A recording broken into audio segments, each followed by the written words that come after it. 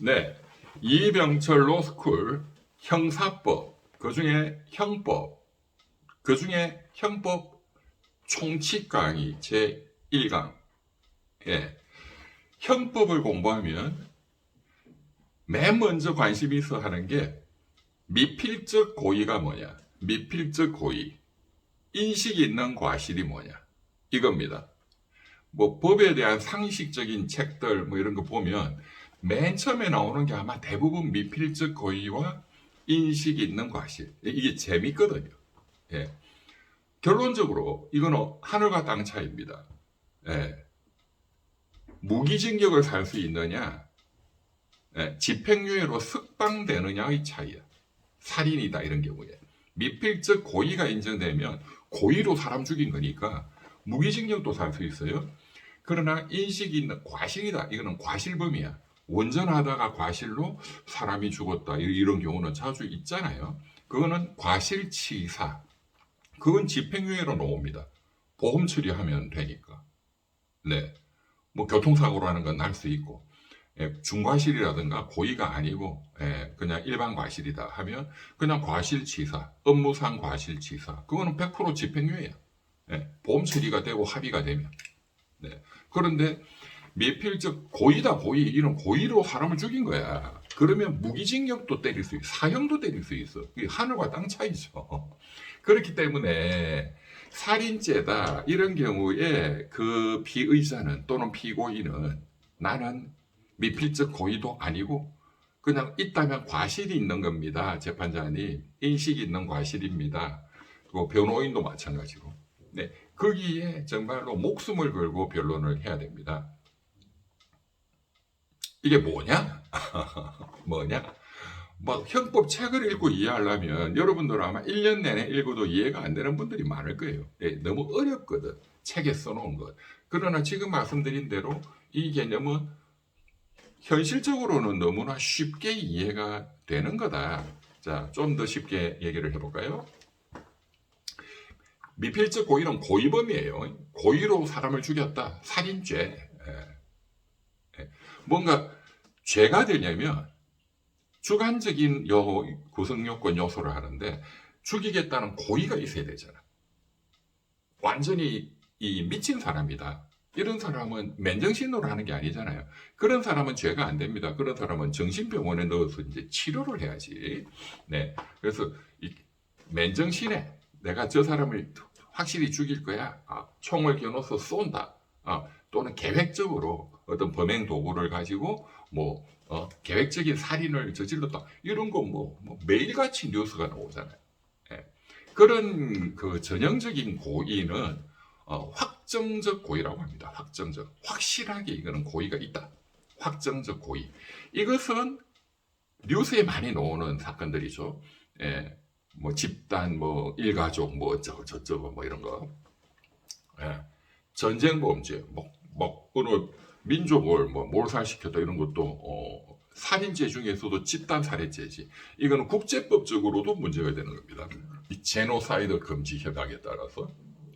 네, 지금 트럼프가 벌이고 있는 짓은 살인죄야, 저거. 국제법적으로도 제노사이드 금지 협약으로 쳐넣어야 돼, 트럼프는. 근데 이제 그 확정적 고의가 일반적이고 그것은 형법 교과서에서 별로 설명을 안 해요. 할 게 없거든, 설명할 게. 네. 그런 범죄가 예를 들어서 살인죄다 하면 확정적 고의에 의한 살인죄가 대한민국 거의 95% 이상이에요.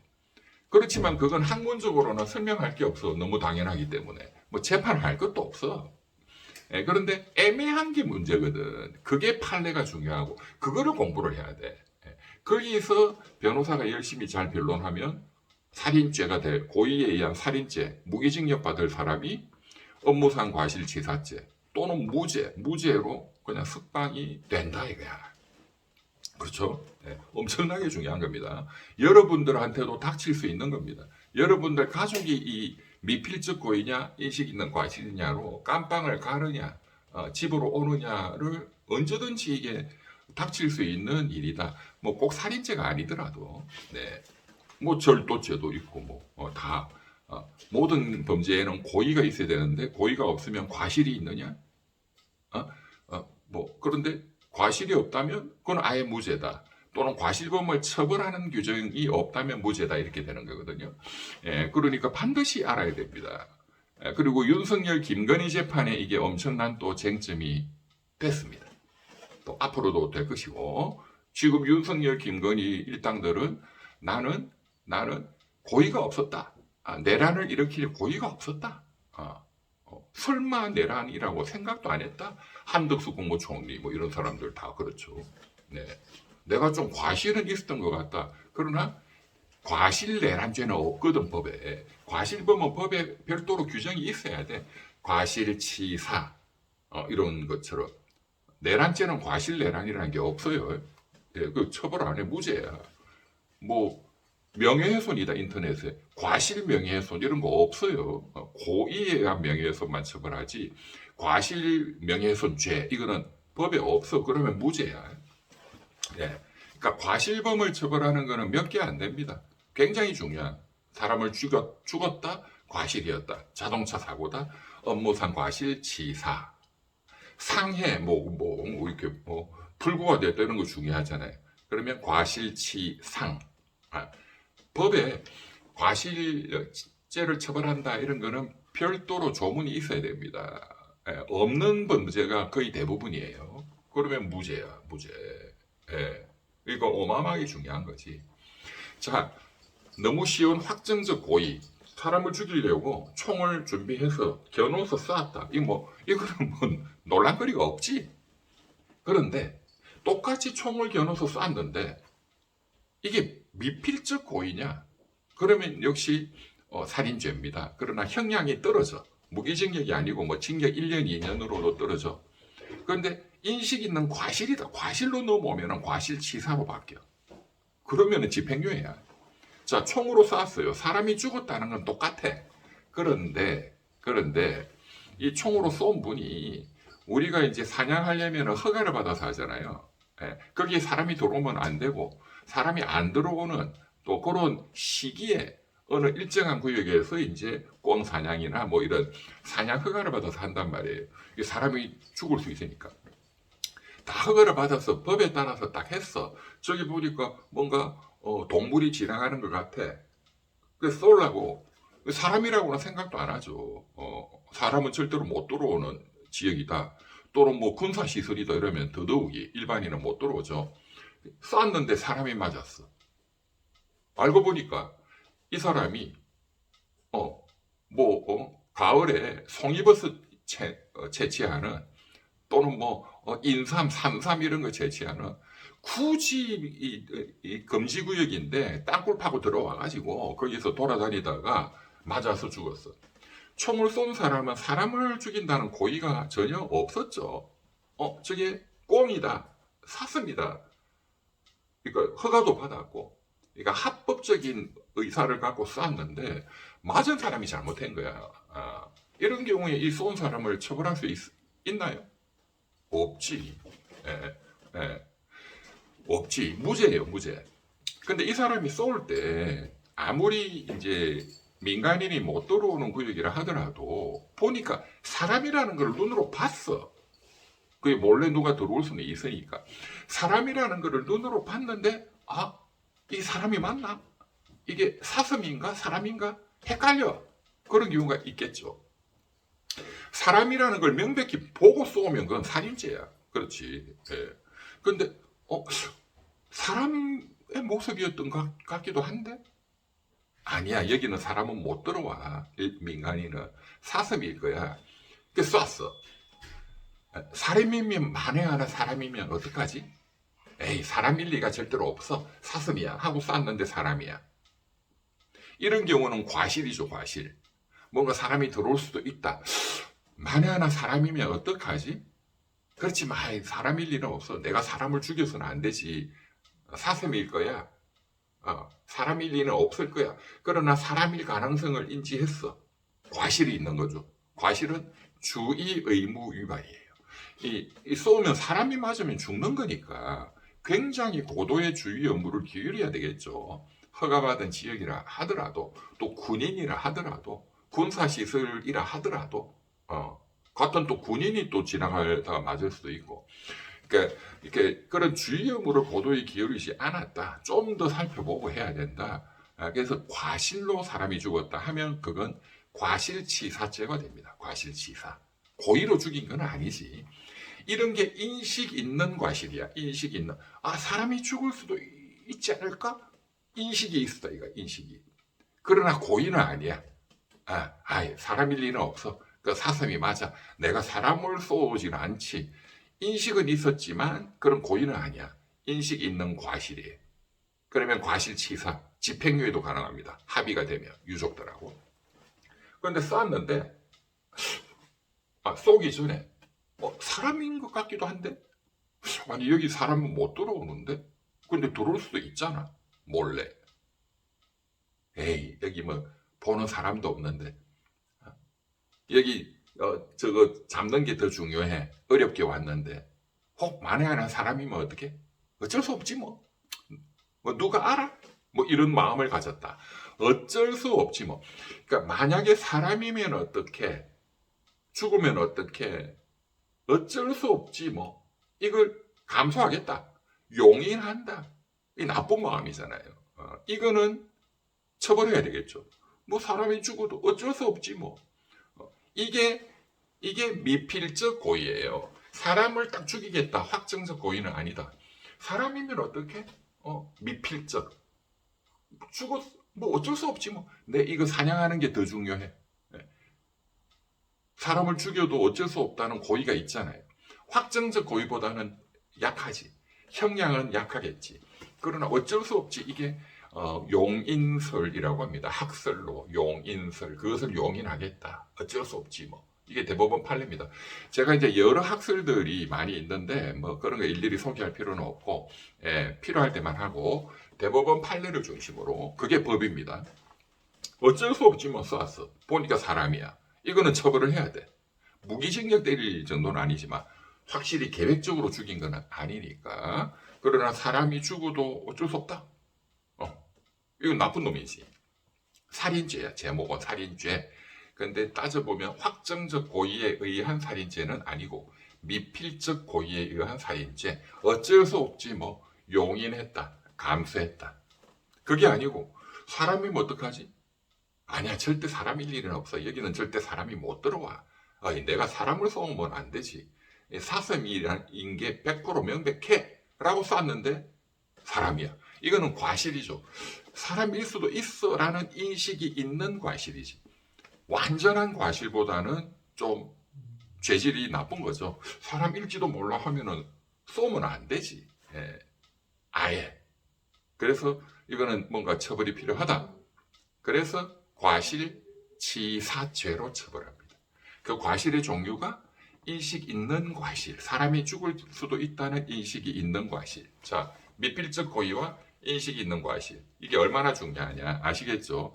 모든 범죄에서 과실범을 처벌하는 조항이 있는 경우에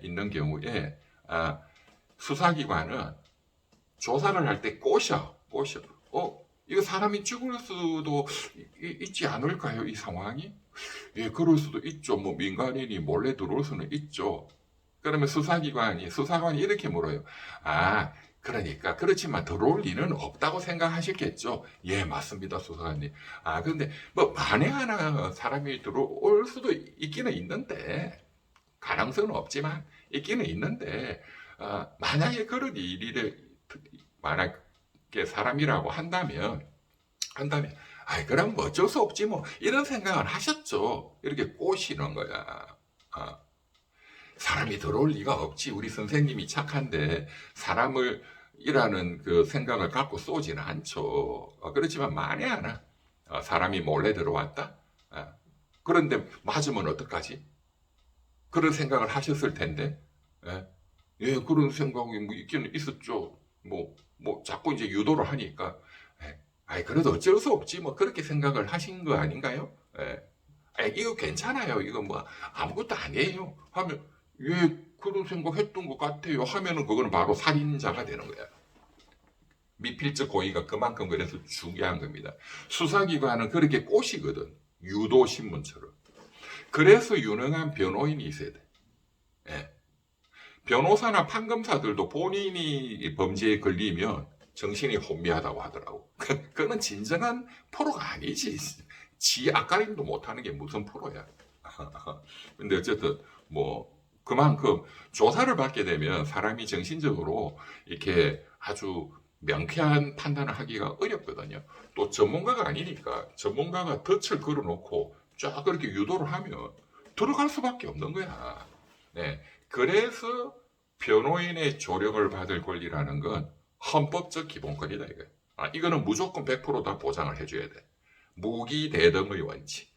수사기관의 무기와 대등할 정도의 이런 피의자에게 무기가 있어야 된다. 그게 유능한 변호사의 조력을 받을 권리입니다. 아시겠죠? 네. 그렇게 꼬신다 이거야. 그런데 이걸 알면 아닙니다. 지금 수사관님, 검사님 지금 지금 유도신문 하시는 거예요 지금? 당신 죄 없는 사람 지금 살인범으로 몰아서 지금 잡아 넣으려 하는 거 아니야? 과거에 김대중 내란 음모 그게 진짜 조작 사건이지. 그런 거 수사할 때 다 그렇게 하는 거죠. 아시겠죠? 네. 그러니까 김대중 밑에 학생이나 잡아와가지고 두들겨 패고 자 불어. 김대중이가 북한의 간첩은 물론 아니지. 민주화 투사야. 맞아. 나도 그렇게 생각해. 근데 학생 만에 하나 북한하고 접선해서 북한으로부터 공작금을 받고 남조선 적화 통일을 위해서 김대중이가 그런 활동을 아니 일본 조총련도 만나고 많잖아. 그러니까 간첩일 가능성도 만에 하나 10만 분의 1, 100만 분의 1 있을 수는 있잖아. 그렇지? 그래도 뭐 우리 선생님 내가 존경하니까 나는 따르리라 뭐 그렇게 생각했지. 괜찮아 이 정도는. 왜 그런 생각은 있기는 있었던 것 같아요. 이러면은 그 학생은 김대중 간첩 사건에 걸려드는 거야. 공범이 되는 거예요. 아시겠죠? 그때도 법이라는 게 있었거든. 그냥 무조건 그냥 조선시대처럼 뭐 네 죄를 네가 알렸다 해서 고문하고 뭐 이렇게 하는 게 아니고 법에 의해서 물론 고문해서 조서를 꾸미고 하지만 그렇게 다 엮는다 이거예요. 자, 미필적 고의에 의한 살인죄냐, 인식 있는 과실에 의한 과실치사죄냐, 하늘과 땅 차이다. 사형 또는 무기징역을 당하느냐, 집으로 오느냐, 집행유예냐, 또는 무죄냐, 그런 거죠. 네. 남의 물건을 지금 뭐 자주 있는 인터넷상의 명예훼손죄다. 그건 고의가 아니면 이제 인식 있는 과실이다. 뭐 상대방의 명예가 훼손될 수도 뭐 있을 것 같기도 해. 근데 그래도 뭐 어쩔 수 없지 뭐. 이게 이제 미필적 고의고, 그것보다는 약하게 상대방의 명예가 내가 쓴 글 때문에 훼손된 가능성이 뭐 있을 수 있을 것 같기도 해. 그러나 그런 일은 없을 거야. 이게 인식 있는 과실이거든요. 과실. 근데 그 과실 명예훼손죄 이런 거는 처벌하는 조항이 없어요. 그러니까 미필적 고의를 막아내면 무죄다 이거야. 집에 온다 이거야. 어마어마하게 중요하고 실무적으로 가장 변호사가 집중하는 게 이 부분입니다. 피의자가 되면 피고인이 되면 이 부분을 우선적으로 막아야 된다. 저는 판사님 고의가 없었습니다. 이게 중요하다. 그 고의가 이제 확장되면 고의라는 게 머릿속에 있는 거니까 알 수가 없는 거야. 그러니까 나머지 이런 진술 이런 걸 유도해서 끄집어내서 증거로 삼는 거죠. 이런 고의에서 이제 훨씬 중요한 범죄로 가면 또 새로운 어떤 주관적 어떤 구성 요건 요소를 요구하거든요. 그게 윤석열이 내란죄예요. 국헌문란의 목적으로 폭동을 일으켰다. 그러니까 군부대를 지시해가지고 국회로 들어가 장악해라는 인식이 있으면 그건 고의가 있는 거고, 이 내란죄는 뭐 사형도 때리고 하는 거니까 그것만 갖고는 안 돼. 플러스 주관적으로 어떤 생각이 더 있어야 돼. 국헌을 문란케 시킨다는 목적이 있어야 돼. 윤석열이한테 목적. 그건 뭐냐? 군부대를 넣으면 국회의 기능을 마비시키고 계엄 해제 요구를 못하게 만들고 하는 그런 목적을 가진 너냐? 그건 여러 가지 이런 객관적인 상황으로 다 판단을 했잖아요. 예, 그 지귀현이도 그런 마음속에 그런 목적이 있었다. 그러니까 이 주관적 마음을 객관적인 정황 증거로 추정하는 거지. 그러니까 굉장히 중요한 겁니다. 그러니까 여기서 빠져나가려고 그런 목적이 없으면 무죄거든. 무죄 그냥. 뭐 직권 남용죄 정도. 그래서 윤석열이는 판사님 저는 머릿속에 그런 목적이 없었습니다. 저는 국민을 계몽시키기 위한 목적이었습니다. 계몽령입니다. 그렇게 말도 안 되는 소리를 떠들잖아요. 판사가 거기에 속을 거라고? 뭘 떠들어도 말이 될 만한 걸 떠들어야지. 네. 그러니까는 무능한 거야. 그 변호인들이 무능한 거야. 무슨 고검장 뭐 해봤자 무능한 거야. 줄서기에서 고검장 되고 뭐 윤석열이 밑에서 출세한 거지.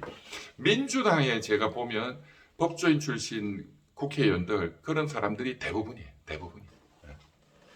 그러니까 지금 그 이재명 대통령 무슨 조작 사건이다. 그걸 제대로 지금 이렇게 해결을 못해 절대로. 김대중 대통령 이 과거에 현대그룹 대북 송금 사건 그때 변호인들이 진짜 프로들. 그러니까 특검이 아예 김대중 대통령 그런 인식 고의 불법적으로 북한에 돈을 보내준다 현대그룹을 통해서 라는 그런 인식은 없었다. 범죄 행위에 대한 인식은 없었다.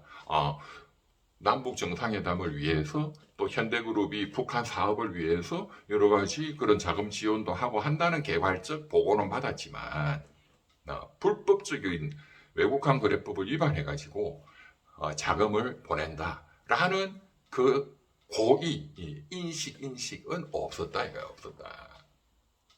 그거를 방어를 해냈다 이거야. 그 변호인들이. 그러니까 송두환 특검이 그 말이 맞네요. 해서 이거는 아이시당초 제가 안 된다. 고의가 없다 이거지. 미필적 고의조차도 없다. 김대중 대통령이 미필적으로 범죄 행위로 북한에 돈을 보냈을 가능성도 많이 하나 있지는 않을까?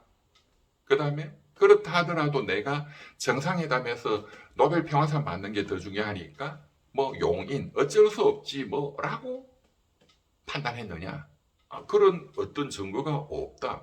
그러니까 아예 김대중 대통령은 무혐의다 이렇게 다 끝냈단 말이에요. 그렇게 딱 완벽하게 지금도 이재명 무슨 조작이라며 대북 송금 이렇게 완벽하게 끝을 내야 돼. 태도하는 연어 술 파티 연어 술 파티도 아니잖아요. 연어 도시락 그 10,000원짜리 먹은 거 갖고 이 어마어마한 사건을 자백하겠습니다 하는 놈이 누가 있어? 이화영이가 머리에 총 맞은 놈도 아니고 그거를 지금 그래서 이게 조작된 거고 그래서 이화영도 무죄고 그러면 재심을 청구하면 돼. 재심은 할 생각도 없잖아. 왜? 한 방에 날아가. 기각이야, 기각.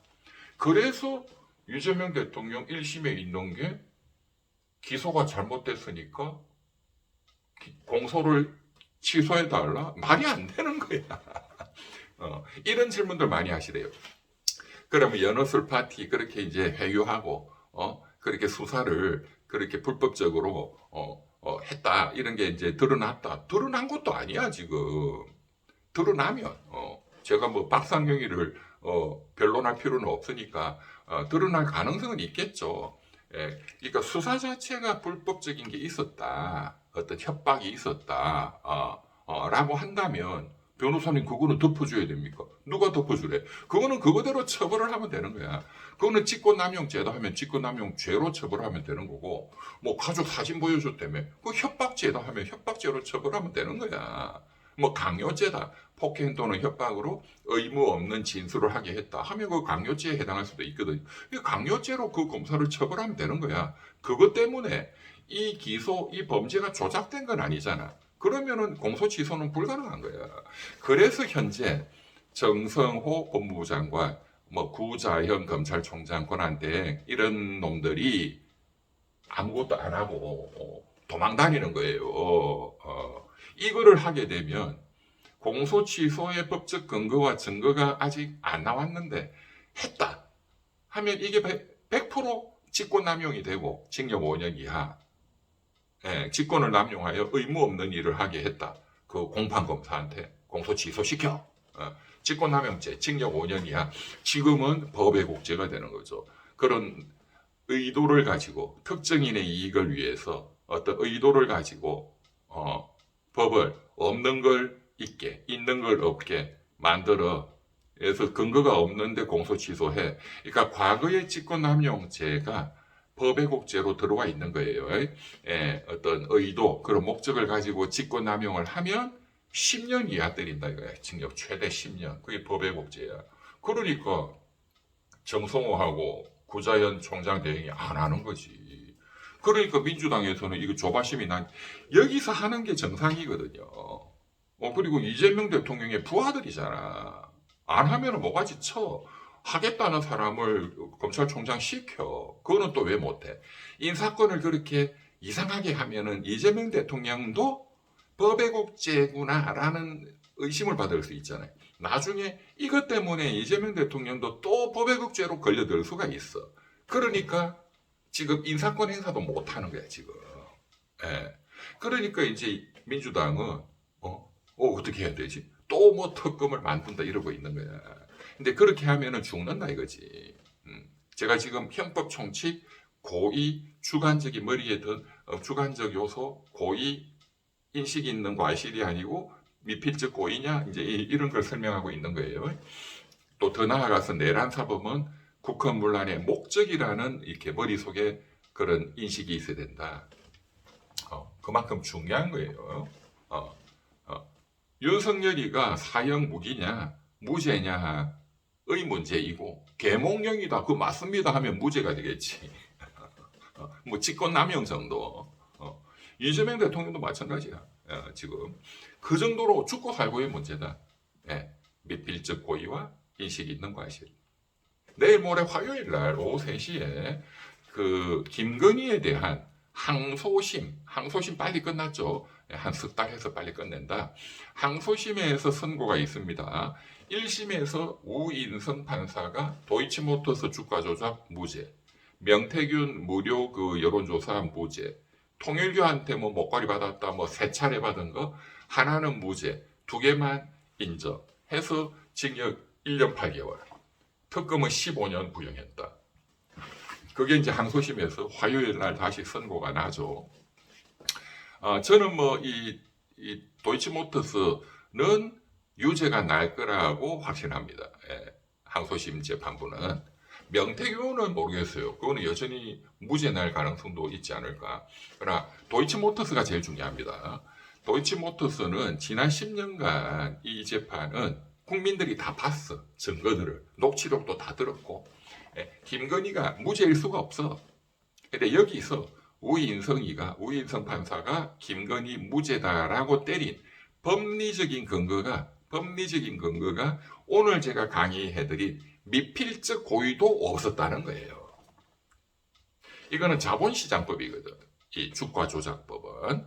자본시장법은 고의로 주가조작을 하면 처벌한다 돼 있어요.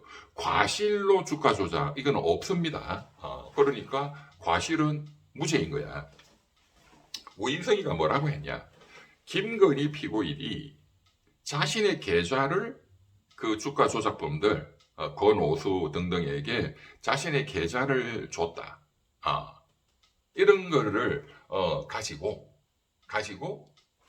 주가조작을 공동정범이다. 같이 공모했다. 공동정범으로 기소를 했거든요.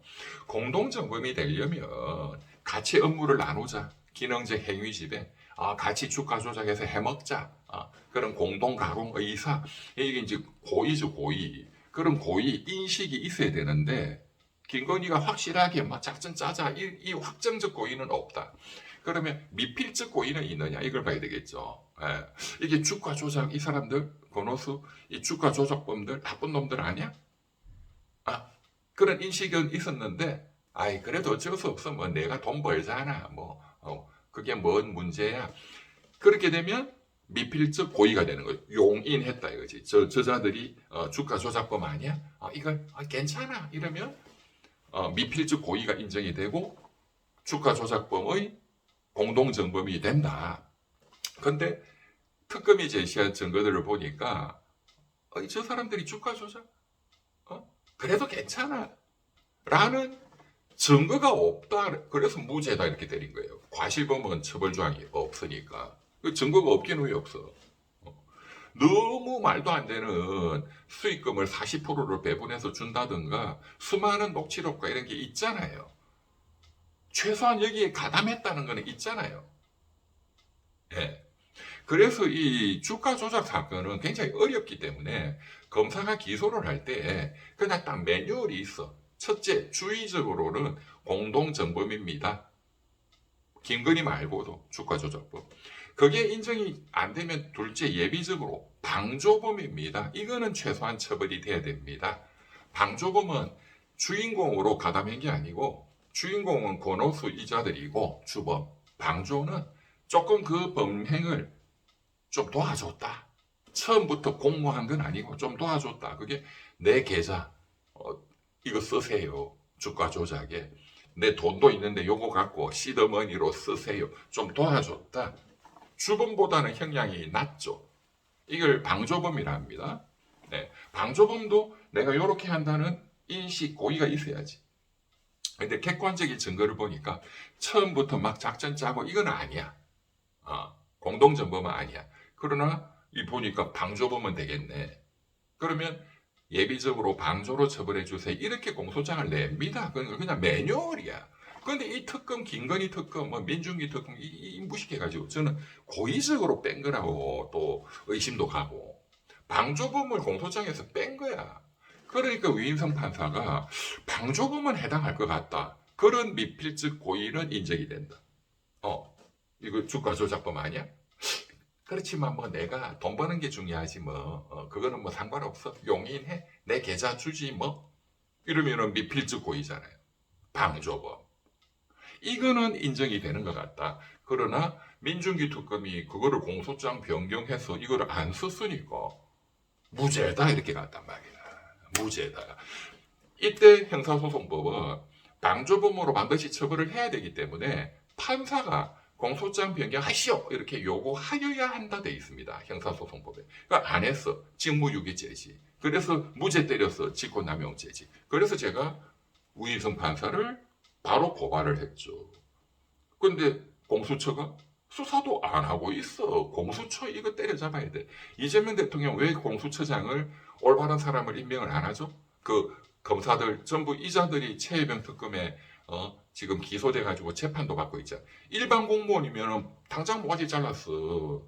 법적으로 재판받고 있는 피고인을 어떻게 고위공무원으로 앉혀. 이게 불법적인 상황을 놔두는 거예요. 지금 이재명 대통령이. 이유가 있겠지. 그게 본인한테 유리하다고 생각했겠지.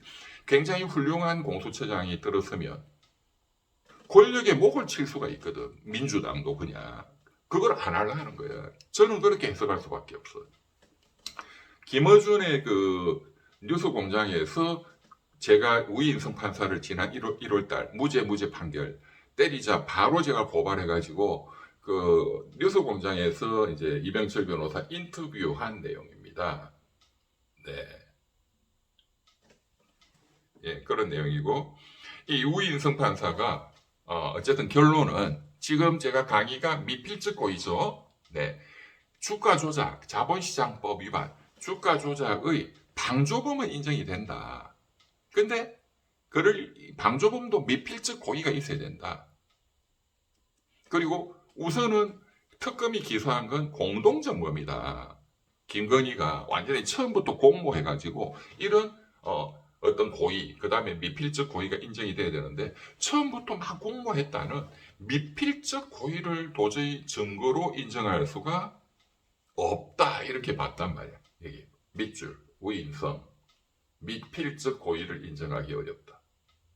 그래서 공동정범은 무죄다. 예. 그러나 이번 내일 모레 항소심에서는 아마 아니야. 지금 수년간 지금 김건희가 녹취록도 나왔고 또 정말 이례적인 게 아니라 이거는 뭐 주가 조작의 공범이니까 공동정범이니까 수익금의 40% 주겠다 이런 게 어떻게 방조범 뭐 이렇게 가느냐. 이거는 공동정범이다. 전주 돈도 되고 계좌도 되고 저놈들은 주가 조작이라는 걸 또 하고 이쪽은 이런 기능을 역할 분담을 하고 기능적 행위 지배 그리고 공동 가공의 의사 이렇게 역할 분담해서 작전 들어간다 하는 게 김건희에게도 인정이 된다. 미필적으로나마. 그러면 공동정범이다라고 내일 모레 선고할 거라고 봅니다. 그러나 우인승이는 미필적 고의도 인정 안 돼. 방조는 되는 것 같은데 방조는 특검이 공소장 변경해서 그걸 안 썼어. 이렇게 된 거죠. 그러면 이번 항소심에서는 공소장 변경을 했냐? 빨리빨리 해야 되는데 지난주에 결심하니까 그때 와서 공소장 변경했다고 뉴스가 나왔어요. 제가 보기에 제 민중기 특검 이 사람은 정말 심각한 사람이야. 이 사람을 수사해야 돼. 본인이 지가 판사 있을 때 그 내부자 거래 뭐 이상하게 해가지고 주식 해먹고 그 들통나고 지 자식을 또 이번에 또 2차 종합특검에 또 넣었어요. 미쳐버려 이 사람. 이런 놈들이 무슨 아유. 자, 미필적 고의는 김건희가 1심에서 우인성 판사가 1심에서 김건희 도이치모터스 그 공동정범이 아니다. 이유는 미필적 고의가 인정되지 않는다. 거기에 써먹었던 김건희와 그 변호인 입장에서는 만세를 불렀겠지. 변호사는 그렇게 되면 성공보수를 왕창 받습니다. 재벌 회장한테 그렇게 해서 이거 무죄다 하면 어마어마한 돈을 받죠. 형사사건 성공보수 못 받는다면서요. 대법원 판례가. 그럼 뭐 다른 성공보수 말고 뭐 자문료로 받을 수도 있고 받을 방법이 수도 없이 많지. 그리고 계속 재판이 있으니까 그 돈을 안 주면 이 유능한 변호사가 안 해버릴 거 아니야. 그럼 줘야지 뭐. 그리고 최근에는 또 하급심 판결에서 성공보수가 다 무효다 하는 그 대법원 판결이 무효다.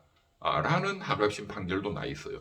이게 다시 대법원으로 가서 아마 기존의 그 판례는 변경될 거라고 봅니다. 상식에 너무 안 맞거든.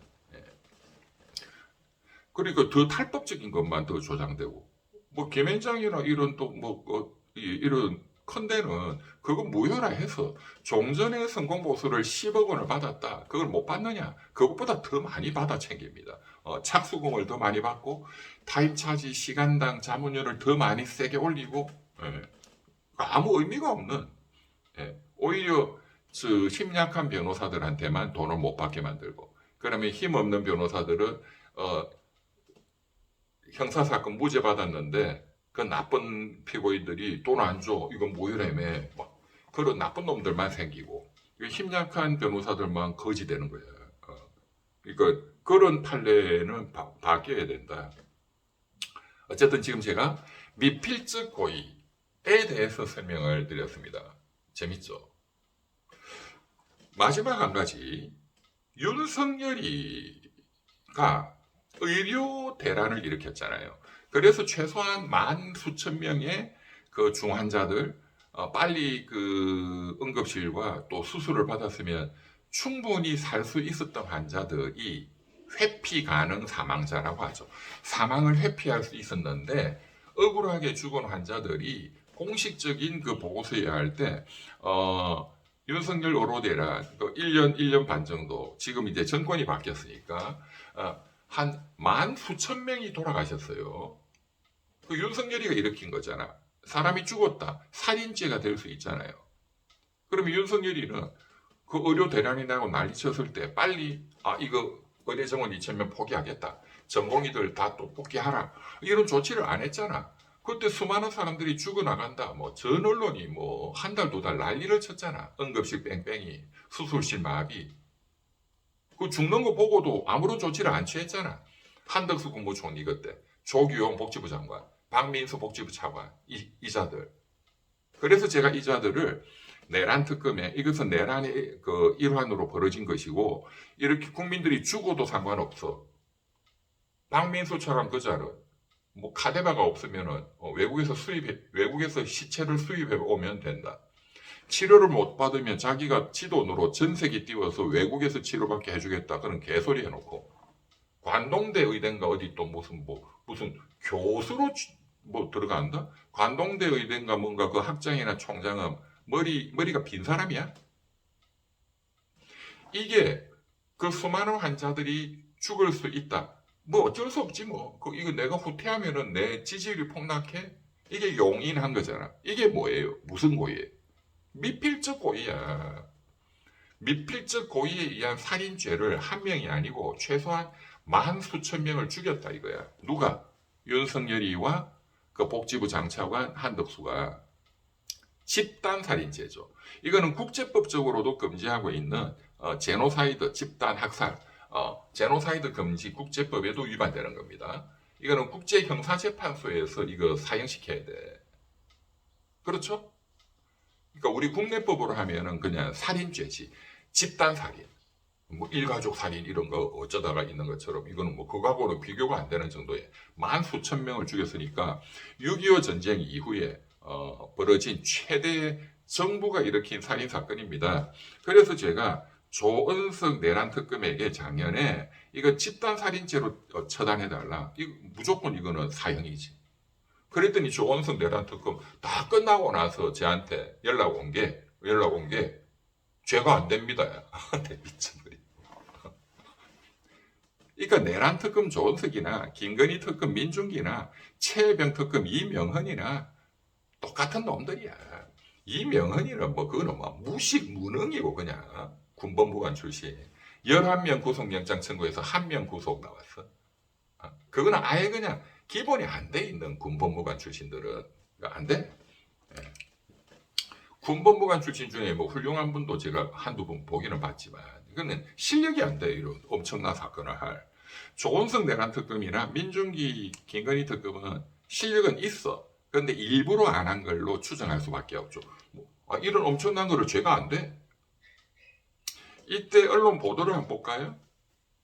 여기 이병철 변호사, 윤석열, 의료대란, 집단 살해죄로 고발, 내란 특검에 돼 있잖아.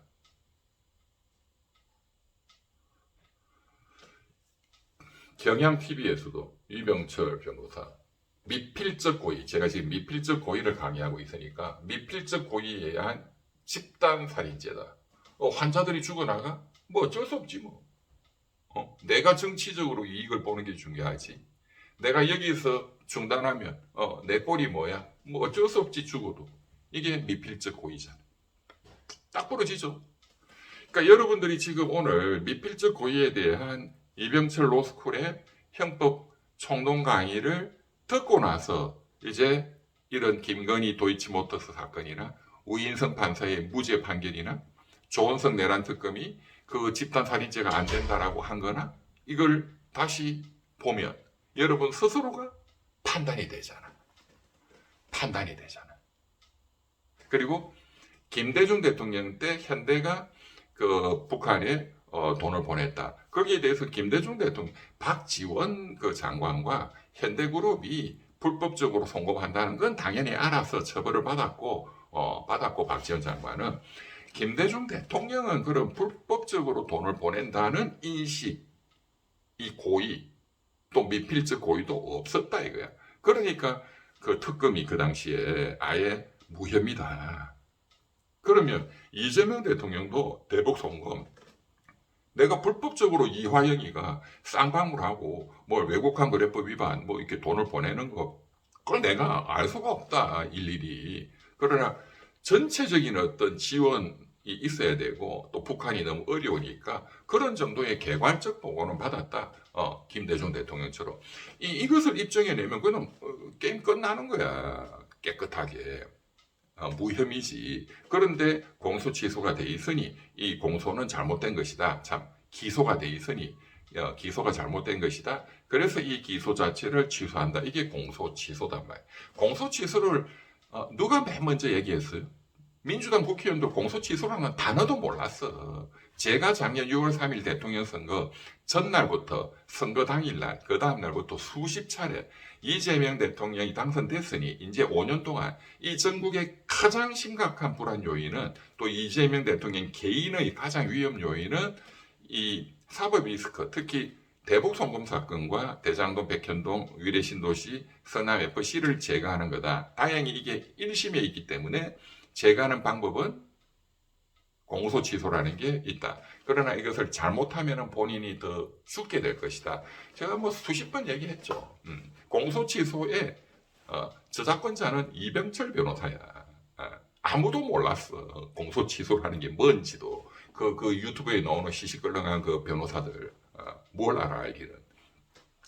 그리고 모를 수밖에 없는 게 공소 취소는 실무적으로는 쓰이지 않는 제도거든.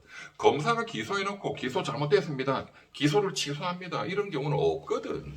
그러면 검사가 징계받아야 돼. 심할서 쓰고 징계 모가지 잘려야 돼. 네 따위가 검사야 이렇게 되거든. 그러니까 공소 취소는 실무적으로는 없었던 거죠. 그걸 내가 찾아내서 이렇게 한 거야.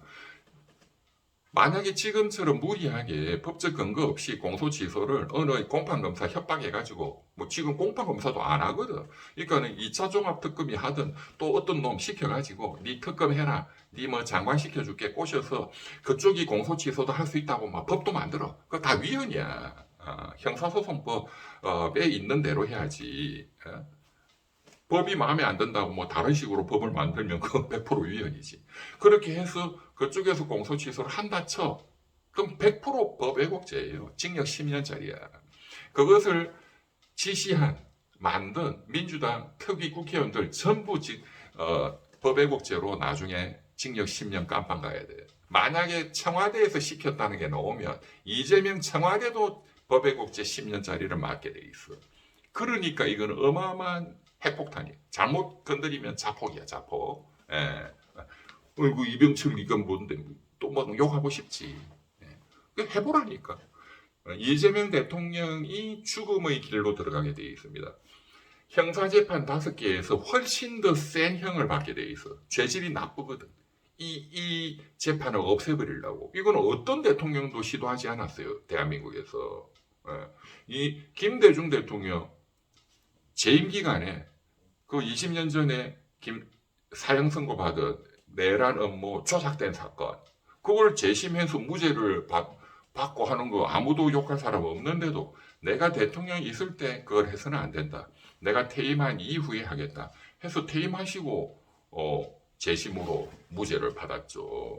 대통령 있으면서 내 죄를 없애버려 하면 그게 당연한 거라 하더라도 국민들이 좋게 안 보거든. 또 비판적으로 보는 김대중 빨갱이야 이런 사람들도 워낙 많고 지지자들은 좋게 보겠지만 그래서 안 하시는 거야. 그래서 내가 내 사건의 재판관이 되어서는 안 된다. 이 로마 법원이 너무나 중요한 겁니다. 그 국민들이 지지를 안 하거든. 지금 지지하는 것처럼 보이죠. 이재명 대통령 재판을 공소 취소 없앤다. 여론조사 한번 아마 조만간 한번 오겠지. 반대가 더 많을 겁니다. 아무리 국민들을 가스라이팅을 시키고 지금 막 수사가 조작됐다 해도 그러니까 정확하게 이걸 봐야 돼.